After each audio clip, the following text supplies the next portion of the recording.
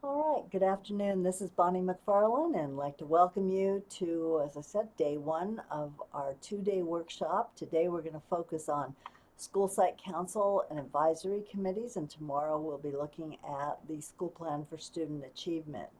Today's presentation is going to be pretty much the nuts and bolts kind of part of the presentation. We'll look at the councils and their roles, responsibilities, and then tomorrow we're going to go more in depth into uh, the school plans and for student achievement and some of the requirements related to the planning process. We're really happy to have so many of you joining us today. There have been so many district plans over the last year, 2 years. It seems like there's a new plan at the district level every few months. But we all know that where the action really takes place and where the important work is at the school site. And so school plans are critical, and the involvement of the school site council is an important piece of that. Having a well-functioning school site council really supports a positive school planning process that supports your community and your students. So we're happy to have you here. With us today will be all of our coordinators from our office. You'll hear from Rachel Garcia, Debbie Cano, Jeannie Keith, and Adrian Balcazar. And what we'll be looking at, first of all, is the role of the school site council, roles, responsibilities, composition, and then we will move on to advisory committees, and we'll look at those school level. We'll also look at some of the district level advisory committees because those kind of work together. So we'll be looking at ELACs, DLACs, and also the advisory committees required for the LCAP at the district level and how those similarities, differences, and how they work together. Then we'll take a look at some procedures, bylaws, documentation, sort of the nuts and bolts of operating and how school site council should be operating to get their job done and to work effectively. And we'll also touch on the comprehensive school safety plan, which is part of the responsibility of the council. And then finally, we'll look at federal program monitoring and how compliance requirements feed into the school plan and how they're monitored and what reviewers look for in terms of looking at school site council and their implementing their role in compliance with program requirements. As you go through today, you'll be hearing our team reference various documents, support materials that you should have in place.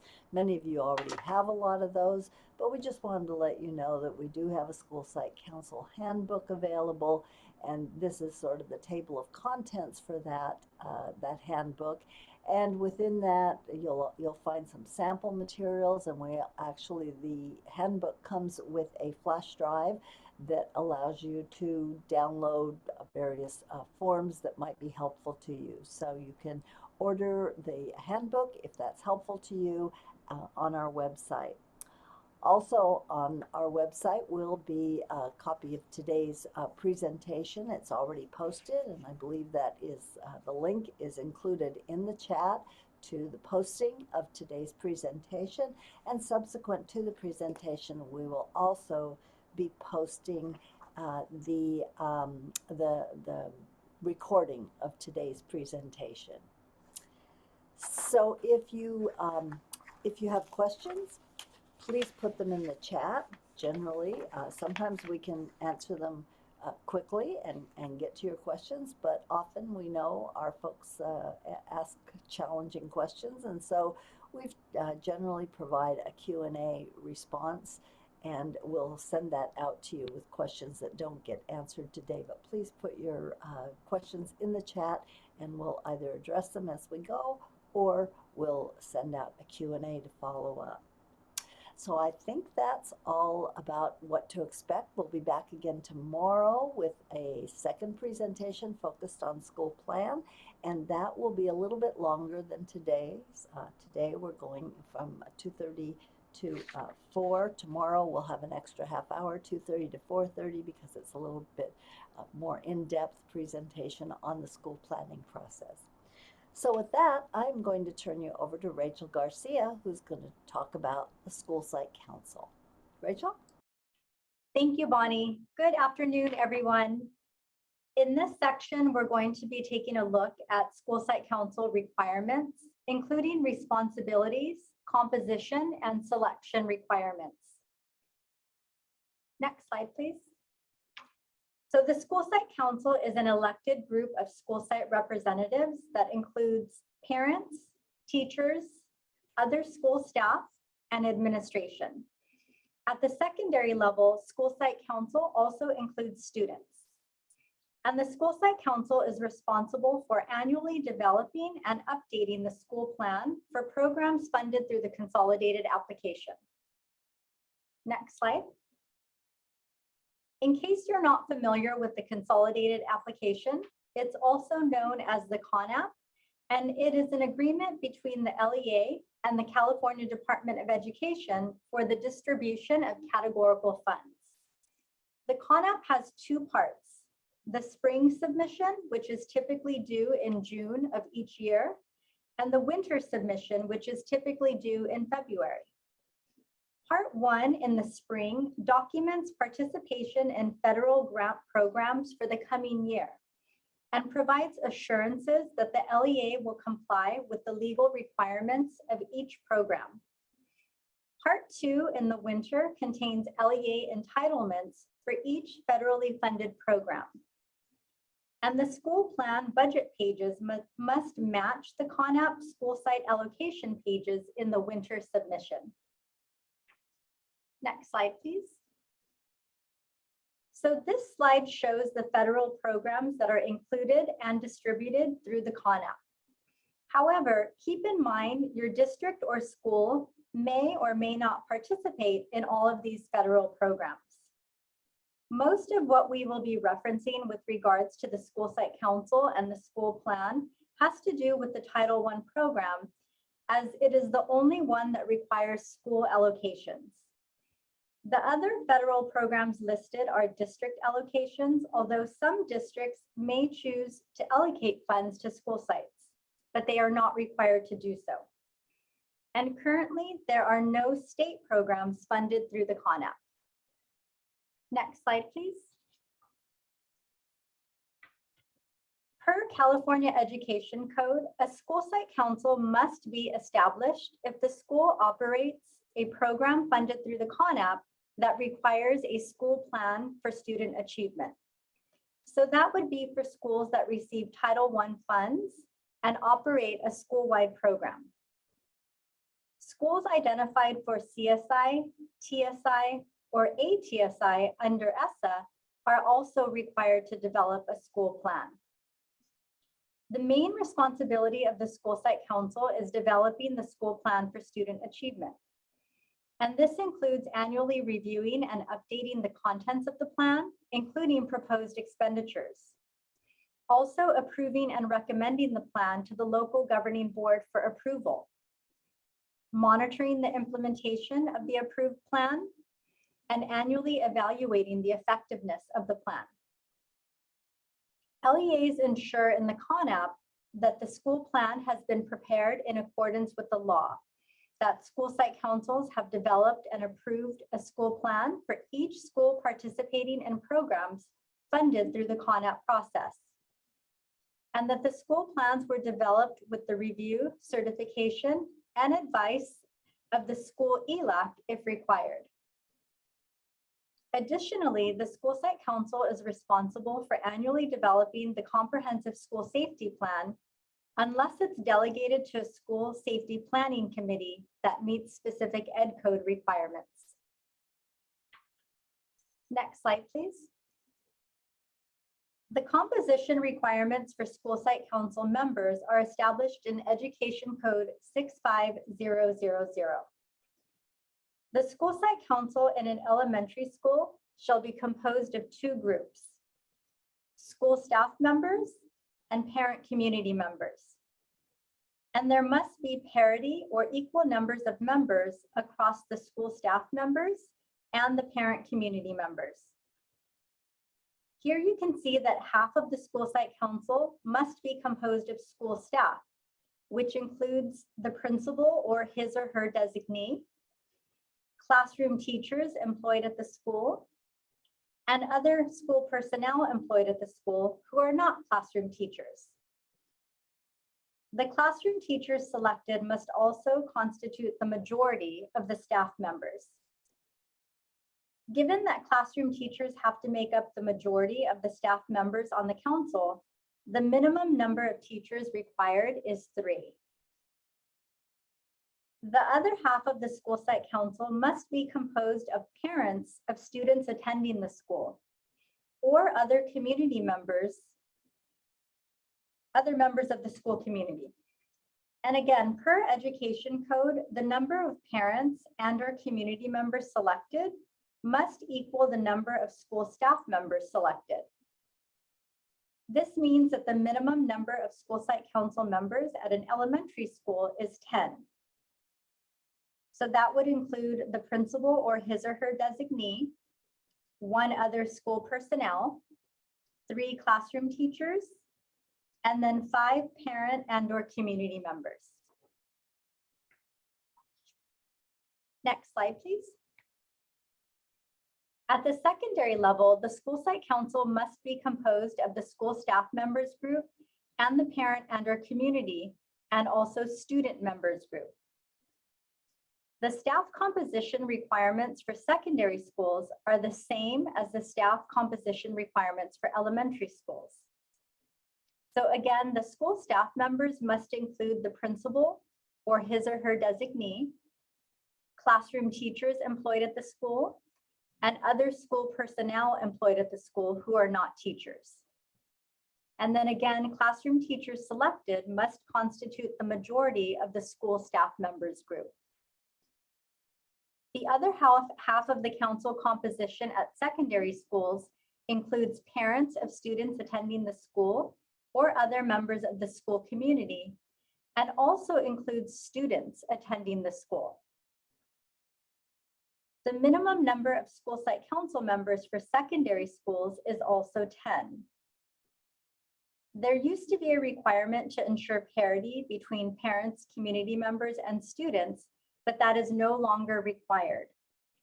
This means that with the secondary composition of 10 members, you might have 4 parents and 1 student, or possibly 3 parents and 2 students. But this is something that should be specified in your school site council bylaws. Next slide, please. So keeping in mind the composition requirements that were shared for both elementary and secondary schools on the previous slides, this chart displays a few options for school site council composition. In the first column, you can see the minimum number of school site council members to meet the composition requirements is 10 at both the elementary and secondary level. The school site council can be larger as long as it meets the composition requirements, including parity or equal numbers of staff members and/or parent community members at the elementary level, an equal number of staff members and parent community and student members at the secondary level. So with the 12-member school site council, you can see that there must be 6 members on the school staff side and also 6 members on the parent community side. Or if it's a secondary school, 6 members on the parent community student member side. Also, in that scenario, you can see that there must be 4 classroom teachers to ensure that classroom teachers make up the majority of the school staff side. So the principal or his or her designee is the only member of the school site council who is not elected. The principal or designee has voting rights on the school site council, however, may not veto any decision made by the council or make any changes to the approved school plan without the approval of the council. The role of the principal on the school site council is to set the vision and provide the school context, as well as provide information and resources to support the council with the development and implementation of the school plan. The principal should support the work of the council by leading from the side while also ensuring that the decisions made by the council align with the school and district policies and vision. Although the Education Code allows for a principal designee to serve on the school site council, it's recommended that the principal serve on the school site council. And some of the benefits to the principal serving on the council are that it sends the message that the work of the school site council and the development of the school plan are important. And it also demonstrates the value of shared decision-making. The principal plays a key role in linking the strategies in the school plan to student learning and also building this connection for school site council members. Next slide, please. We sometimes get questions on who are considered classroom teachers or which staff are included in other school personnel. Classroom teachers are those who provide direct instruction for full time of employment. So for example, you may have intervention teachers that provide direct instruction full time. So they could be included as classroom teachers. Or you might have intervention teachers that provide direct instruction for part of the day and then support with PLCs or professional development the other half of the day. So these teachers would be considered other school personnel because they don't provide direct instruction full time. Other school personnel includes any employee at the school who is not a classroom teacher, such as assistant principals, counselors, clerical staff, custodians, and instructional coaches, to name a few examples. There is sometimes confusion that the other school personnel only applies to classified staff.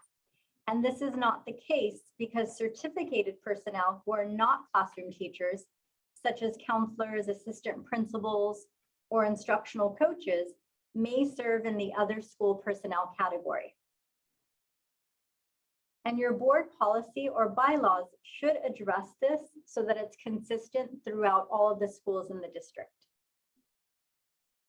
Next slide, please. Parent members of the school site council include all parents or guardians of students enrolled in the school. The only exception to this is that parents who are employed at the school may not serve on the parent group side because they would be considered a staff member. So they may serve on the staff side. If the parent is employed by the district, but does not work at the school where their child is enrolled, then the parent may serve on the parent side. A community member is a member of the school community who is not employed by the school and is not a parent or guardian of a student attending that school. And this is also something that should be defined in the school site council bylaws or district policy. It's also important to note that the community members have to be elected by parents of students attending the school. And therefore, community members cannot vote for school site council candidates. Next slide, please. As mentioned, at the secondary level, students are required to serve on the parent community student group member side. The option to serve on the school site council must be open to any student enrolled in the school. So this means that the school or district cannot set additional qualifications for student membership. So for example, the school cannot say only students with a C or better average can serve on the school site council, or it cannot be a responsibility that is assigned to an ASB member. Student members on the school site council must be elected by the entire student body, and the election must identify the responsibilities to a student serving on the school site council. Next slide, please. Per Education Code, school site council members must be selected by their peers. So this means that classroom teachers must be selected by classroom teachers. Other school personnel who are not classroom teachers must be selected by other school personnel who are not classroom teachers. And parents and community members must be selected by parents of students attending the school. And at the secondary level, students attending the school are selected by other students attending the school. Since members must be selected by their peers, no seat on the school site council may be reserved for any group or individual. The Ed Code does not specify how members are selected by their peers. So this can be done through a ballot process or even through an open meeting vote. And individuals may also self-nominate. For student members at the secondary level, a separate election must be held in which the entire student body has the opportunity to select student members. And the Ed Code does not specify how many students must be on the school site council. So again, this is something that should be defined in your bylaws. And as a reminder, parent members may not be employees at the school. So while a parent who teaches at their child's school cannot be selected to represent the parent side of the school site council, they could be selected to represent the staff side as a teacher. Now, some schools also elect non-voting alternate members who are seated as voting members in the event of a midterm vacancy. And so it's important to note that alternate members are not official members and would not be included on your school site council roster or membership list unless there is a vacancy. And this is to ensure continuity and avoids having to hold an election mid-year to fill the vacancy. And again, this is also something that should be addressed in your school site council bylaws. Next slide, please. So I've noted a few number of instances that should be addressed in your bylaws or district policy. And here are a few other examples of things related to the selection of school site council members that you may want to consider including in your school site council bylaws. So what is the process that will be used to select school site council members and officers? How long will school site council members and officers serve? What is the process for providing notice of elections for each of the required groups? What are the responsibilities of the council? And what are the responsibilities of the officers? And another important consideration is a policy of non-discrimination. While not required, it is suggested that board policy or school site council bylaws address these issues, as questions come up about this all the time. And we'll be taking another look at bylaws later in this presentation. Next slide, please. So the Education Code allows for some school site council exceptions for small schools. And these exceptions previously required waivers from the State Board of Education, but no longer require waivers per Assembly Bill 716. The first exception is that schools with a common site administrator may operate a shared school site council if the school has less than 300 students.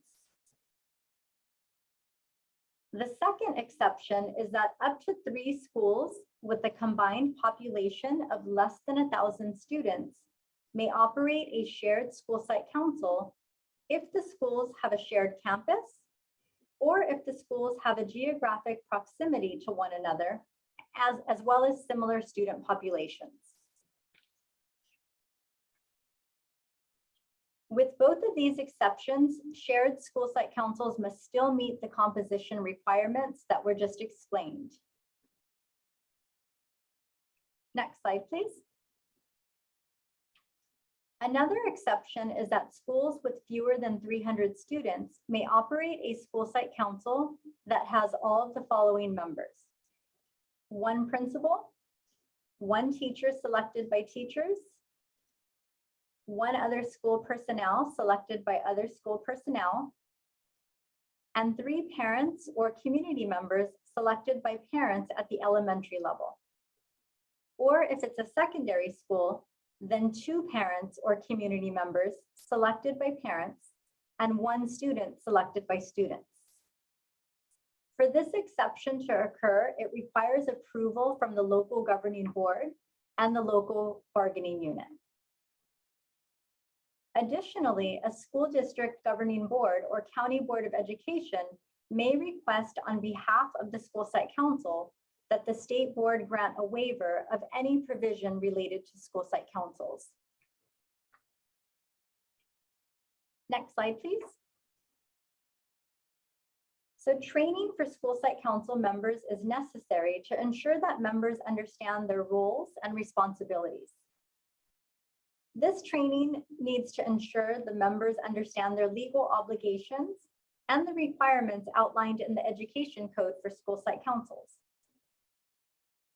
Members need training on the Green Act requirements to ensure that the council follows the requirements for holding public school site council meetings, as well as conducting business at these meetings.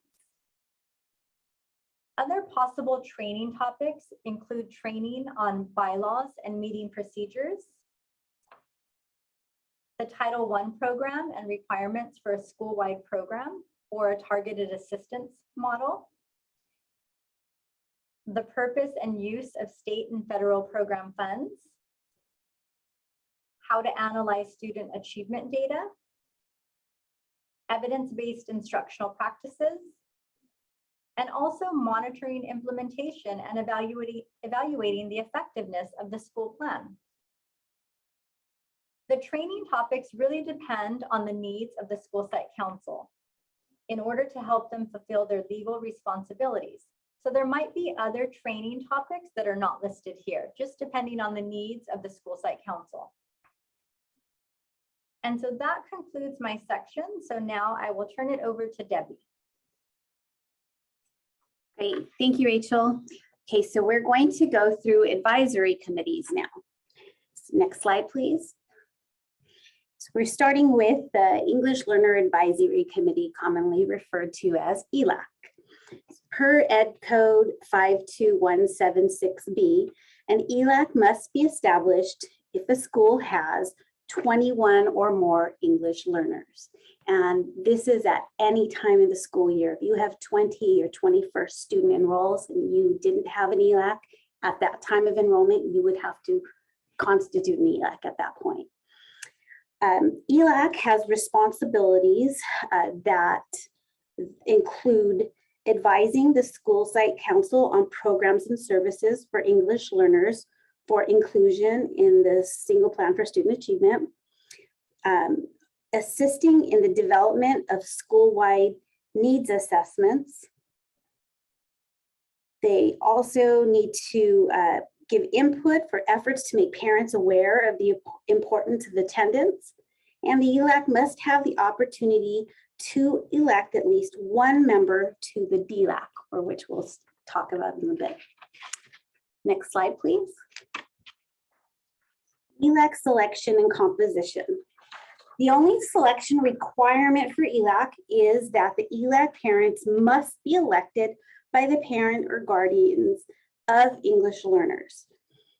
In terms of composition requirements, the parents or guardians of English learners must constitute the same percentage of ELAC membership as the percentage of English learners in the school. So this means that if 60% of the student body are English learners, then at least 60% of the parents or guardians on the ELAC must be parents or guardians of English learners.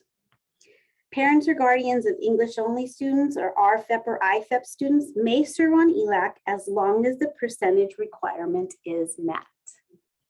Next slide, please. ELAC training.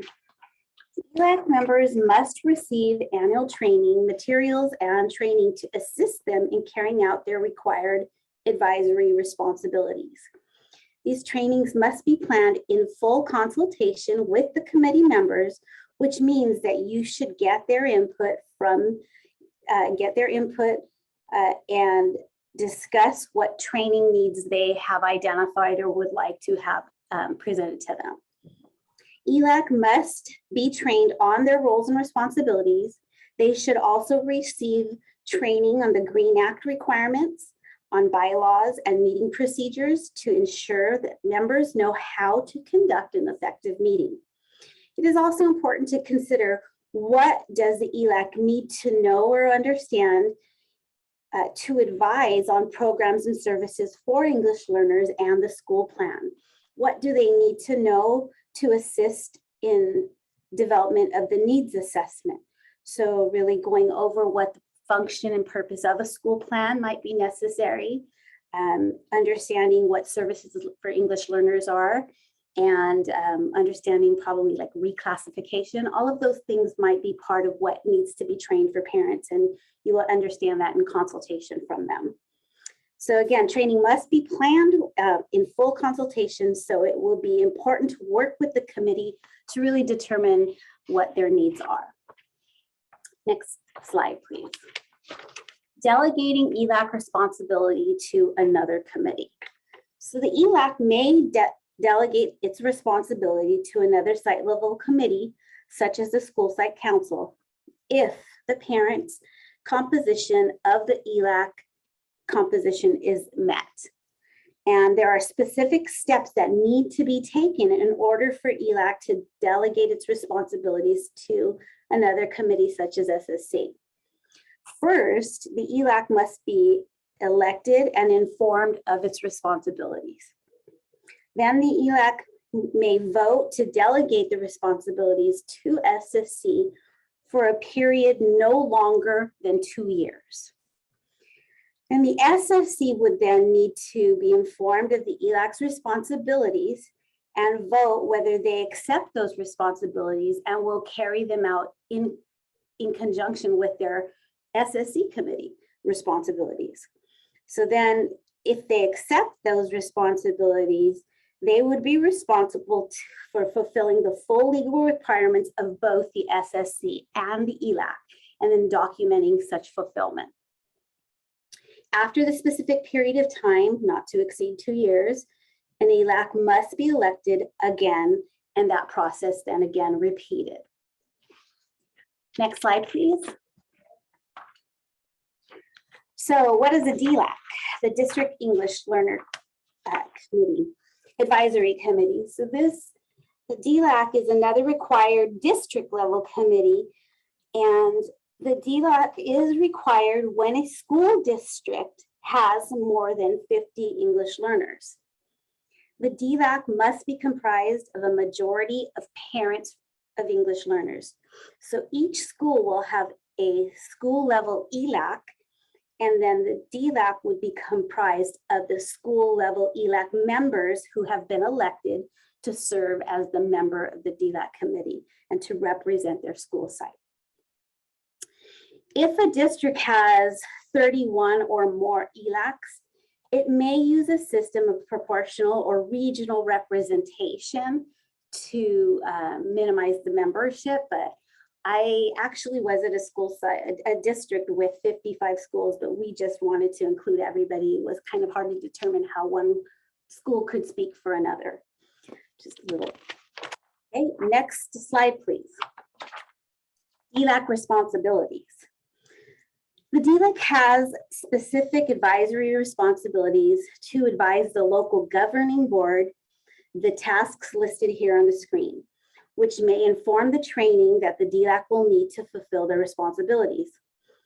Some of the topics are similar to the responsibilities of the ELAC, but at the district level, such as the goals, objectives, and the plan for programs and services for English learners, which at the district level are the EL master plan and student needs assessments.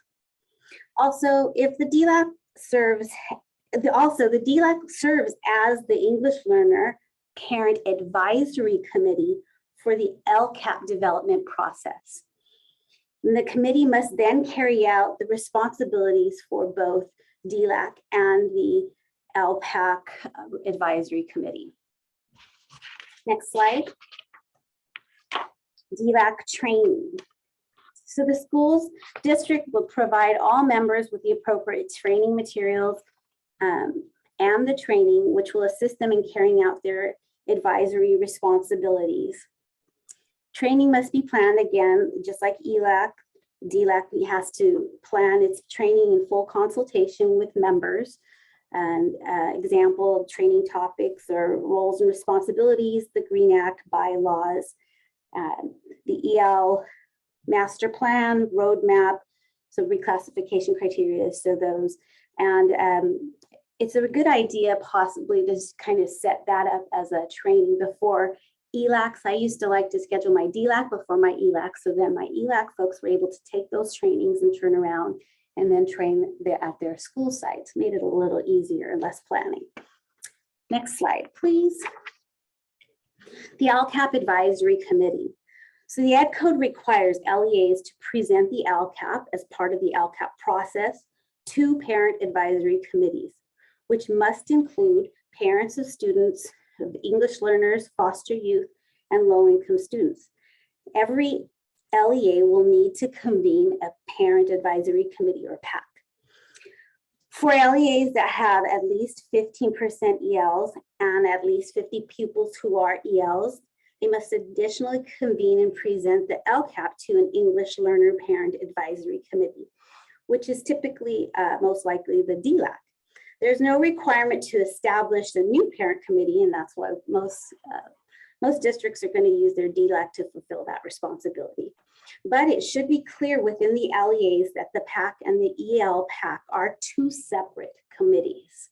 And so we want to be sure, and the reason being is that the EL PAC is going to be focused on the services and needs of English learner students specifically. And with that, I'm going to hand it over to Jeannie, who will discuss procedures, bylaws, and documentation. Thanks, Debbie. Good afternoon, everyone.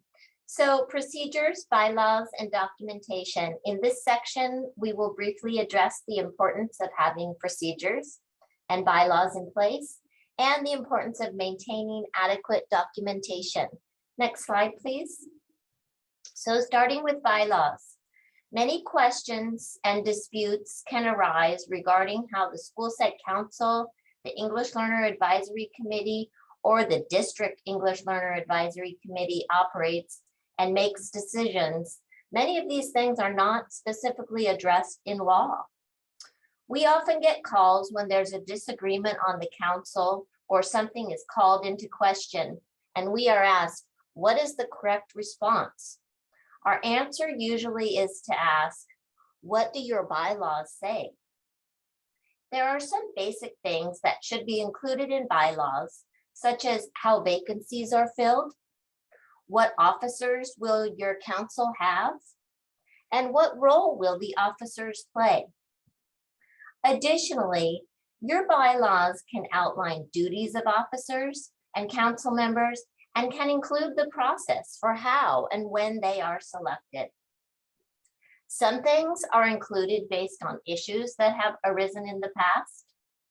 In addition to bylaws developed by each school site council, the district may also outline procedures for all councils to follow. This may include things like the process for conducting elections. These could be in bylaws or outlined in district policies, but in either case, such procedures should be in writing. So, in other words, school site council procedures may be governed by district policies and bylaws. While bylaws are not required, they are highly recommended. Disagreements, disputes, and questions regarding how to proceed are best addressed through comprehensive bylaws that anticipate questions or conflicts that may arise. Principals and project directors who have experience with school site councils are a good source to tap when developing bylaws. Ask them about problems that they have seen regarding school site councils.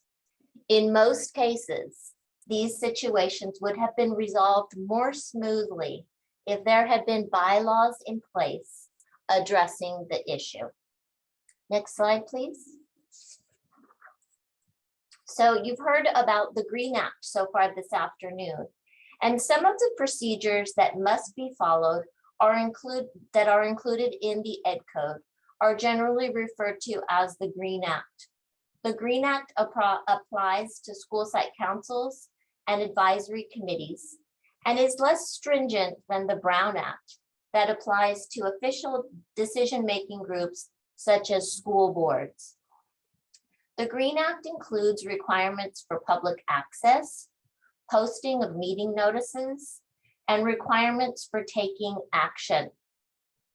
The Green Act outlines 6 key requirements for school site councils, primarily related to the public notification and access to meetings and procedural safeguards.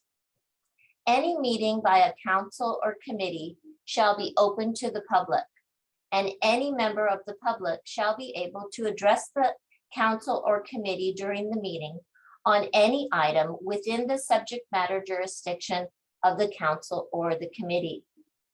Notice of the meeting shall be posted at the school site or other appropriate place accessible to the public at least 72 hours before the time set for the meeting.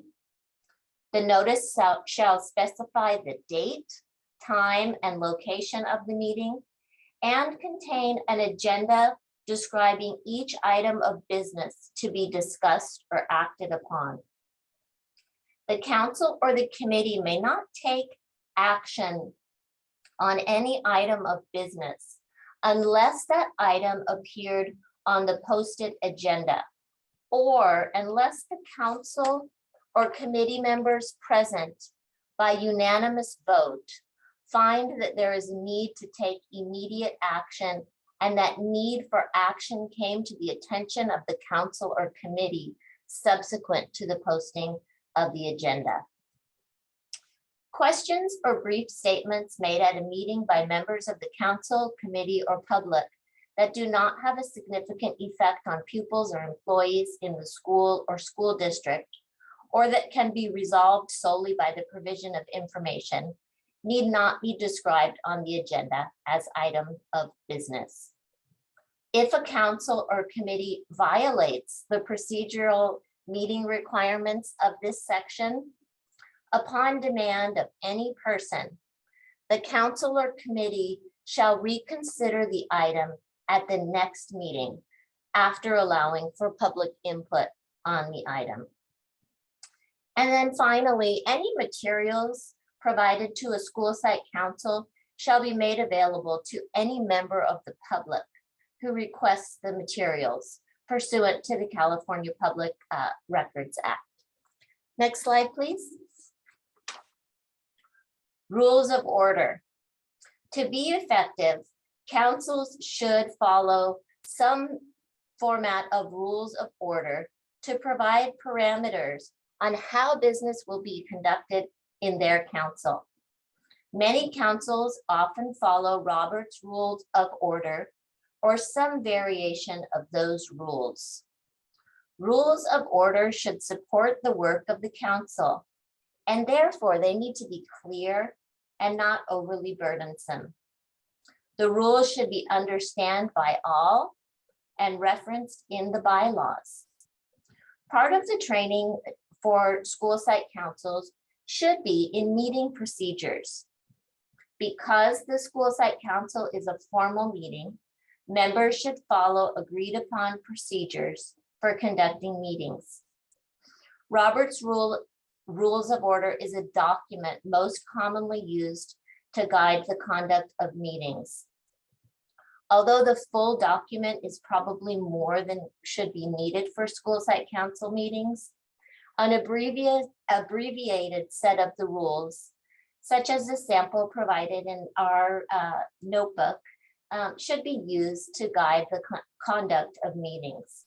In addition, it may be helpful for a parliamentarian to be selected to check the rules when questions or disputes arise. Next slide, please. Documentation. Because documentation of school site council actions and procedures is part of federal compliance monitoring, It is also important to ensure it is maintained and accurately reflects school site council actions and business.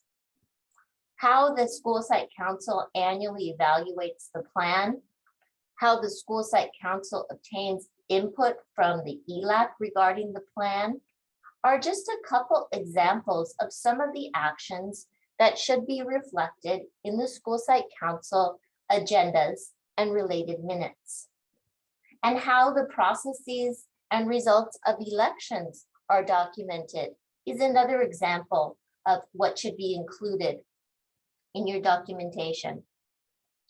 To ensure school site council meetings address all requirements in law, it is important to provide councils with direction regarding the content of the meetings and to ensure that required actions are captured in the council's minutes. Providing a standard agenda and a format for note-taking will help assist councils in remaining on task and maintaining the documentation they will need whenever programs are reviewed. It is also important that the council maintain copies of prior year meetings as well as prior year plans. Next slide, please. So agendas and minutes. Let's talk a little bit more about what should be included in these agendas and minutes. You will see later this afternoon some of the evidence requests for federal program monitoring, and these directly connect to the minutes and the agendas. Therefore, it's important to consider how minutes will be taken, who is taking the minutes, and how these individuals are trained. Some LEAs provide templates for agendas or minutes to assist schools. Another consideration is how agendas and minutes are reviewed and maintained. Someone at the LEA should periodically review school site council minutes to ensure they are accurately reflecting actions taken by the council. You also may want a system for maintaining documentation so when it is needed for review purposes, it is easily accessible and addresses all of the requirements. Minutes again should be reviewed periodically by someone who is knowledgeable about school site council requirements. Having schools post or review minutes after each meeting and then reviewing them on a regular basis should be part of the district process for oversight of school site councils. Then, when asked to upload school site council minutes for program monitoring, you should also review them using the compliance item from the program instrument. You should not submit all minutes with no notation. Rather, the minutes should be scrutinized to determine which agendas addressed specific requirements and which portions of the minutes reflect those requirements.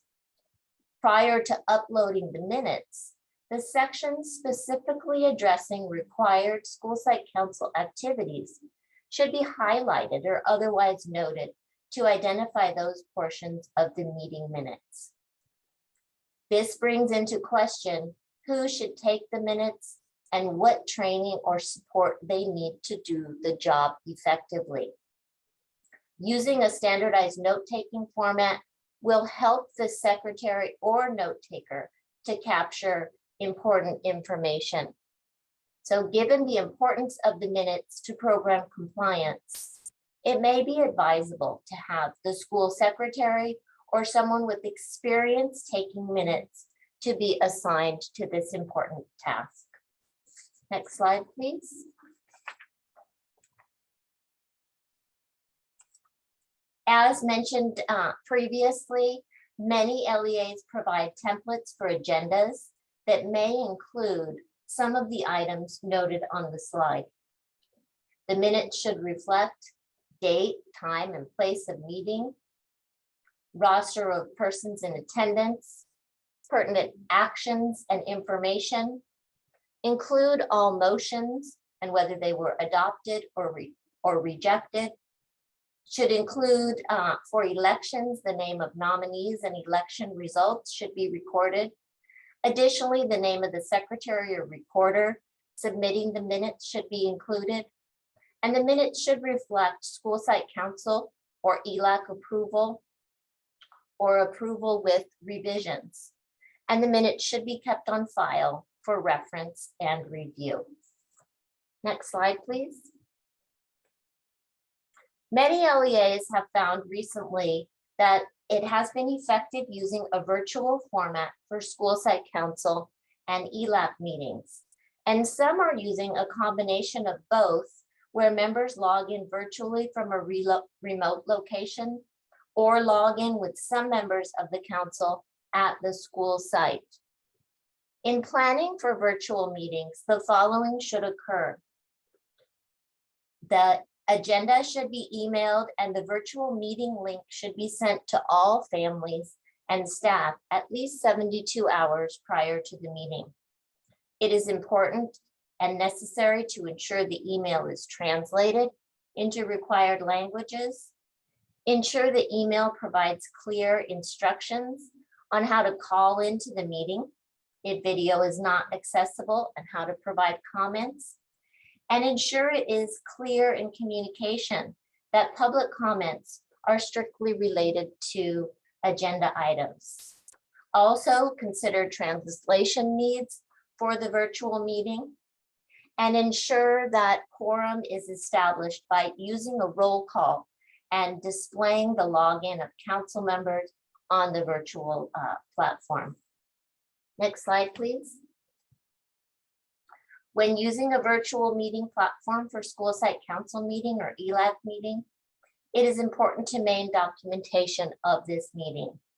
Some ways the documentation can be collected include recording an audio or video of the meeting. For a sign-in sheet, you might consider using a visual or verbal roll call.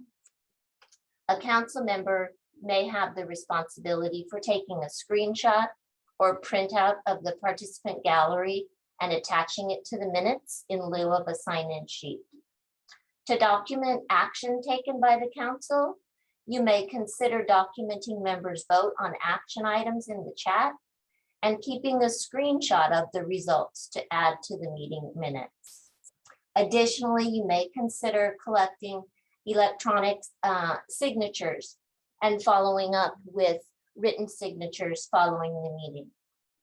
And now that concludes my section. I'm going to turn it over to Rachel to look at another school site council responsibility addressing the school safety plan.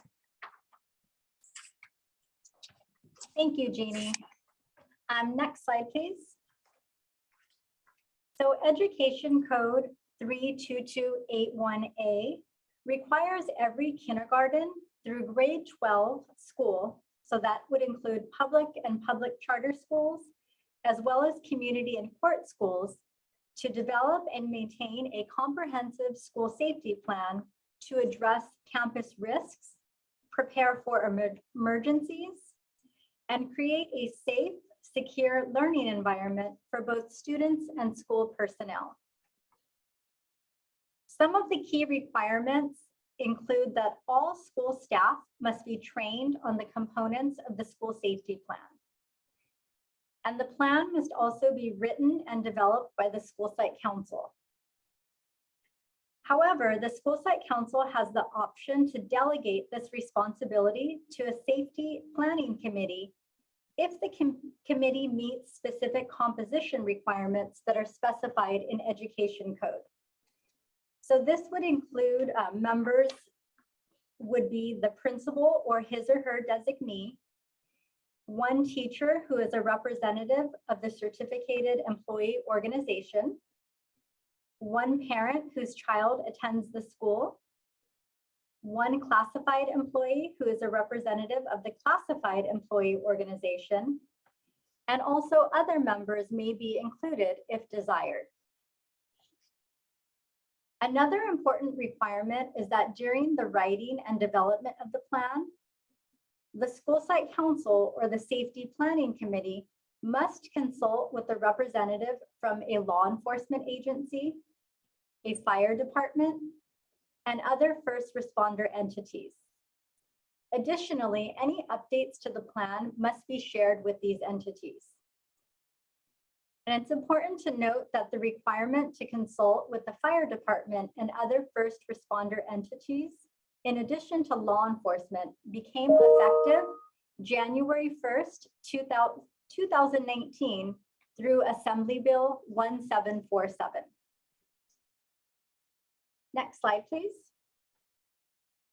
So the contents of the Comprehensive School Safety Plan are also outlined in Education Code. And there are many required components that must be included in the plan, as well as some components that are encouraged per the Education Code. Everything you see on this slide here falls under what's required to be included in the Comprehensive School Safety Plan. It's important for LEAs and schools to become familiar with all of the sections of the Ed Code related to the school safety plans, because there are so many components that must be included in the plan. So the plan must include an assessment of the current status of school crime committed on the campus and at school-related functions, which may include a review of data such as office referrals, suspension or expulsion data, attendance rates, or SARB data. The safety plan must also include strategies and programs that provide and maintain a high level of safety, as well as address the school's procedures for complying with current safety laws, including child abuse reporting procedures, disaster procedures, suspension and expulsion policies and procedures to notify teachers of dangerous pupils, just to name a few examples. Next slide, please. So schools must update and adopt the plan by March 1st of every year. The School Site Council or Safety Planning Committee must also present the plan at a public meeting at the school site prior to adoption to allow for public opinion regarding the plan. And there are also notification requirements in Ed Code that specify that the School Site Council or Safety Planning Committee must notify in writing the persons and entities listed, if available, of the public meeting. And so that would include the local mayor, a representative of the local school employee organization, a representative of each parent organization at the school, a representative of each teacher organization at the school, a representative of the student body government, and then any other persons who have indicated they want to be notified. The school safety plan must also be submitted to the school district for approval. Now, there is no specific deadline in statute for the school district or county office of education approval of the plan. However, the CDE recommends that plans be approved by the district or county office at the next board meeting after approval by the school, or as soon as possible before October 15th.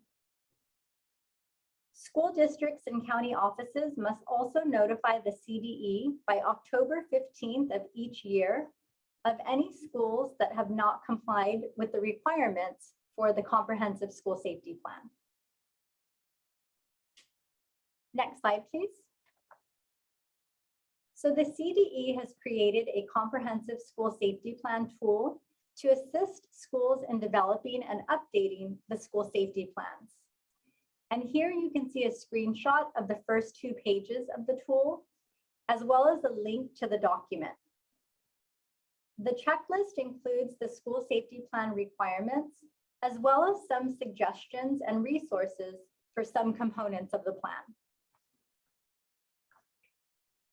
Next slide, please. The law requires the CDE to develop and post on its website best practices for reviewing and approving school safety plans.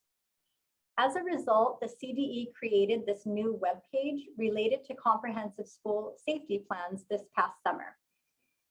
This webpage is a great resource and provides a lot of information, including the requirements for the comprehensive school safety plans, also recommended components for the plans, and also some best practice considerations for schools, districts, and county offices. And we've included the link to this webpage on the slide. Next slide, please. Here we've included some of the best practice considerations recommended by the CDE for districts and schools. So some of the best practices for districts include assigning a liaison to schools to oversee school safety planning, implementation, and emergency management. Also coordinating emergency response drills with local first responder agencies. And also providing guidance, training, support, and oversight to schools, as well as providing a template for the school safety plan. Some of the best practices for schools include discussing the school safety plan and role-playing possible scenarios at certificated and classified staff meetings. Also conducting lockdown, shelter in place, and other evacuation drills. And also ensuring that all staff and substitute teachers receive information and materials related to school safety procedures. These are just a few of the best practices, and there are several others that can be found on the CDE webpage that was just mentioned on the previous slide. And that concludes my section. So now I will turn it over to Adrienne. Thank you, Rachel. Well, save the best for last, federal program monitoring. As everything that has been shared today, the federal program monitoring review kind of culminates all the work that has been put in place and has been done. And this is just a way of gathering all the evidence that you have in place if you are selected for a federal program monitoring review.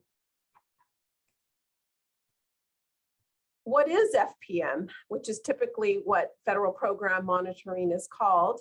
So often you'll hear FPM. Well, we know that federal and state laws require that CDE monitors the implementation of the federal programs and categorical programs. And districts are responsible for creating and maintaining these programs, which must meet the minimum fiscal and programmatic requirements that were signed in the assurances during the CONAP application. And the purpose of the FPM review is to ensure that LEAs are spending the funding as required by law. The FPM process has three parts, three components. The first part is the review of the specific evidence that the other presenters have talked about. And this is collected in the CMT, or the California Monitoring Tool. And this would apply to all districts that have been selected for an FPM review, whether it has been going to be conducted online or on site. The second and third part or component of the FPM process applies to on-site reviews only. And this would include, if we didn't have the pandemic, it would include classroom observations of program implementation. And right now, during the format of telemonitoring, interviews with administrators, staff paid with Title I or other funding, federal funding sources, as well as interviews with the Schoolsite Council and ELAC committees. And so these three components make and comprise the FPM process.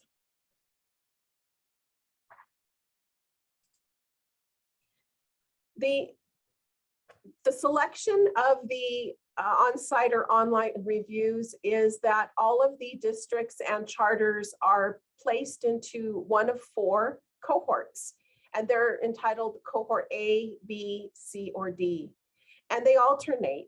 so that depending on risk factors that are used in the selection process, every other year, potentially a district could be selected for a FPM review.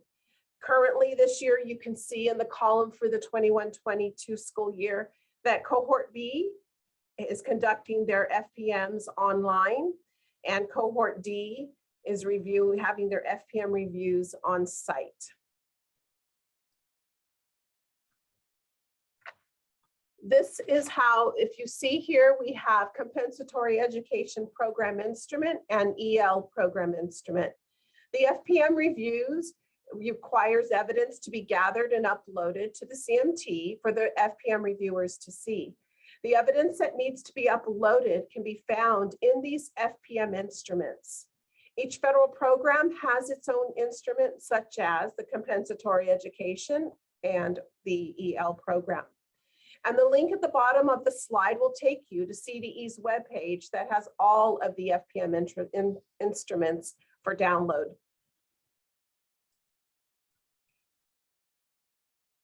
Here are the top frequently non-compliant items that were found in the 2021 school year.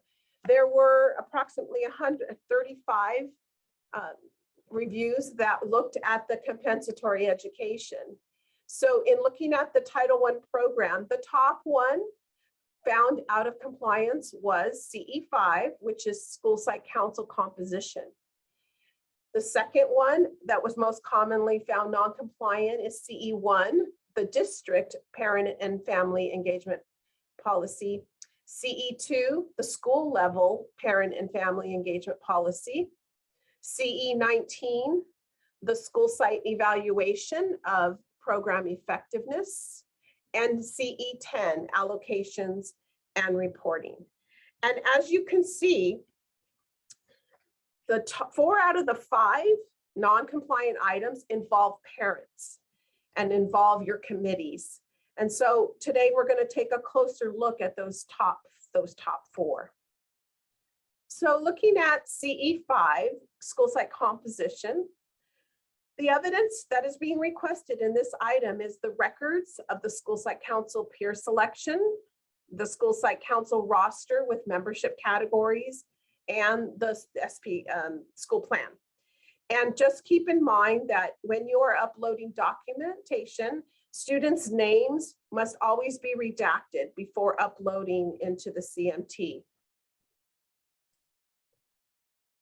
Here is a sample of a table that includes all the required documentation needed for review when the reviewer is looking at the records of school site council peer selection. So you must have a nomination forms and notices, ballots with names of nominated candidates, tallies of votes on ballots, meeting minutes, online voting, and records. Some of the pitfalls that CDE has stated is, look, how is the district or the school addressing the parent members, the parity, teacher majority? And so when issues arise in dealing with these, what can you do? What does ESSA say? And as mentioned before, what does your bylaws say?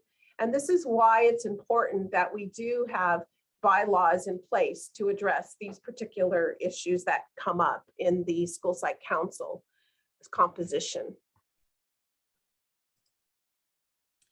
So the reviewers, when reviewing the school site council composition in CE5, these are some of the common non-compliant reasons why they were found out of compliant. The members were not selected by their peer groups. Perhaps the teachers selected, but the parents didn't, or vice versa. There were no election procedures in place.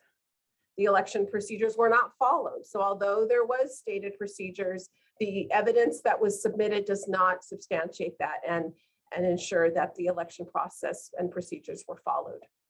Also, seats were reserved for individuals or positions or groups, such as a statement or documentation stating that if you're on the student on the ASB, that your role and responsibility is to be on school site council.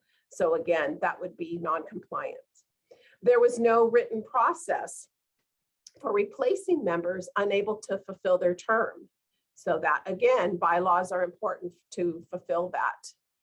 Parents were employed at the site where school site council members were representing parents on the parent side. So again, these are some typical issues that have come up in last year's school site council composition review of CE5.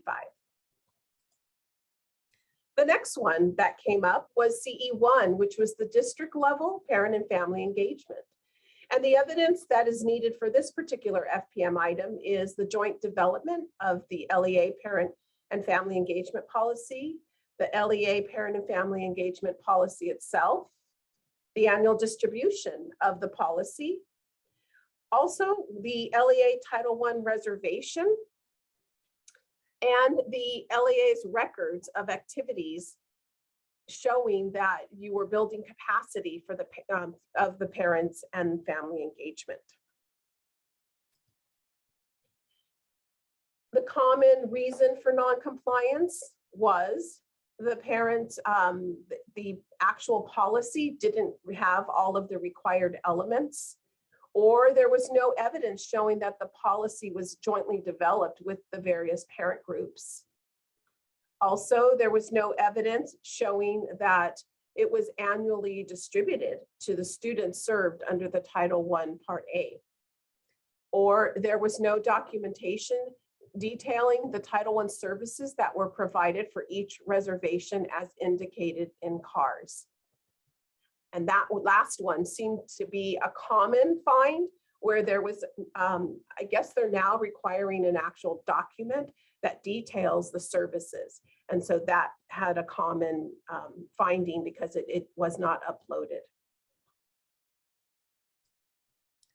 CE2 is on the school level, and this is the parent and family engagement on the school level. So the evidence that is requested under this particular item is the actual school level parent and family engagement policy, the school parent compact, documentation showing joint development of the policy and the compact, and then school records of activities for building the capacity for parents and family engagement. And again, the evidence of the annual distribution of the school level parent and family engagement policy.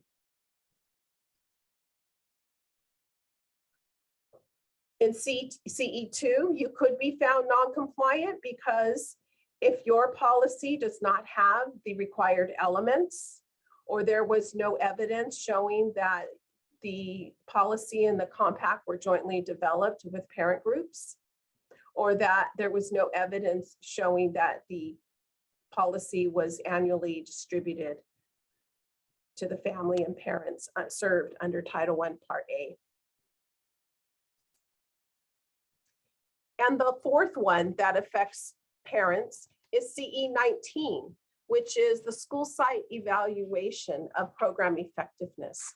This used to be called school site council evaluating the SIPSA, but now it actually is a little more broader. And so school site council is responsible for the evaluation of the program effectiveness. So the evidence that is requested is the school site council participating in the evaluation in a school-wide program in the school plan, and site Title I program evaluation and other evidence is requested if you are having if you run a school-wide program. You will need evaluation reports and other evidence that you can use. And if you are, your Title I program is a targeted assistance program and or school-wide program, you must show progress monitoring and the program revisions. So those are the items that are being requested for showing the program effectiveness. Some of the pitfalls that come with this is the analysis piece. What does that look like? And how is it reported? And also the school site council involvement in this process. How is your school site council involved in this? And so what can you do to prepare your school site council and your parents in the analysis of your activities, as well as training them on understanding what is reported. CDE recommends that you have these evaluation questions to ask of yourself and to make sure that your parents know. What points of data do you gather? How was the program or activity faithfully implemented? What is the analysis of the data? How effective was the plan? And what should be changed to make the activity effective? And these are guiding questions that you would embed within your process when you are helping your parents analyze the program effectiveness with the data. And so in this CE19, the school site evaluation of program effectiveness could be found non-compliant if there's no evidence that shows the Title I actions were even evaluated for effectiveness.